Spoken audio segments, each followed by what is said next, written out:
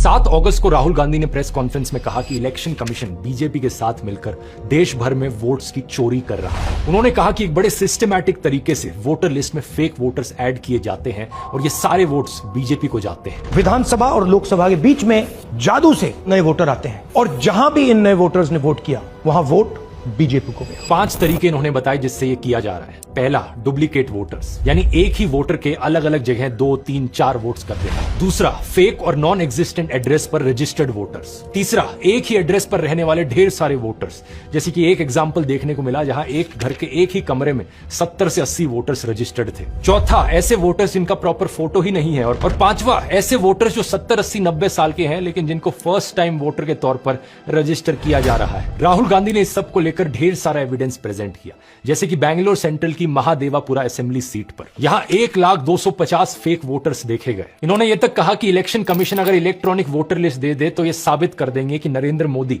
धांधली करके प्रधानमंत्री बने हैं। जब इतना बड़ा एक्सपोजे किया गया और इतने बड़े बड़े आरोप लगे तो पता है इलेक्शन कमीशन ने क्या जवाब दिया? कुछ ही सेकंड्स के अंदर वो ट्वीट करके कहते हैं कि ये एलिगेशंस मिसलीडिंग है। कोई इंक्वायरी नहीं, कोई चेकिंग नहीं, किसी एग्जैक्ट पॉइंट का कोई काउंटर जवाब नहीं, बस मिसलीडिंग घोषित कर दिया। और ऊपर से यह कहा इलेक्शन कमीशन ने कि अगर जांच करवानी है, जांच तभी होगी जब राहुल गांधी एफिडेविट पर साइन करके ओथ लेंगे कि ये सारा डेटा सही है। बताओ जरा। लेकिन कुछ मीडिया हाउसेस ने अपनी इन्वेस्टिगेशंस करी। इंडिया टुडे ने अपनी इन्वेस्टिगेशन करी जिसमें राहुल गांधी का महादेवापुर में मुन्नी रेड्डी गार्डन के हाउस नंबर 35 पर 80 वोटर्स का रजिस्टर होने का दावा सही मिला। ये 10 से 15 स्क्वायर फीट का एक कमरा था जिसमें केवल एक व्यक्ति रहता है, जिसके हिसाब से इस घर का ओनर बीजेपी से जुड़ा जयाराम रेड्डी है। लेकिन इस एक कमरे के एड्रेस पर 80 से ज्यादा वोटर्स रजिस्टर्ड थे। अब बात यहां पर यह है दोस्तों कि पहली बार नहीं है ऐसे आरोप लगे हों। सवाल लेकिन इलेक्शन कमीशन से पूछा जाना चाहिए, आखिर कितना सबूत चाहिए तुम्हें जिसके बाद तुम मानो कि यहां पर कुछ गलत हो रहा है? फ्री एंड फेयर इलेक्शन कराना इलेक्शन कमीशन की जिम्मेदारी है, तो सवाल उठने पर इलेक्शन कमीशन एक्शन क्यों नहीं ले रहा? बहुत सारे सबूत दोस्तों जो राहुल गांधी ने बताया, आप उन्हें खुद जाकर वेरीफाई कर सकते हैं। इलेक्शन कमीशन की खुद की वेबसाइट पर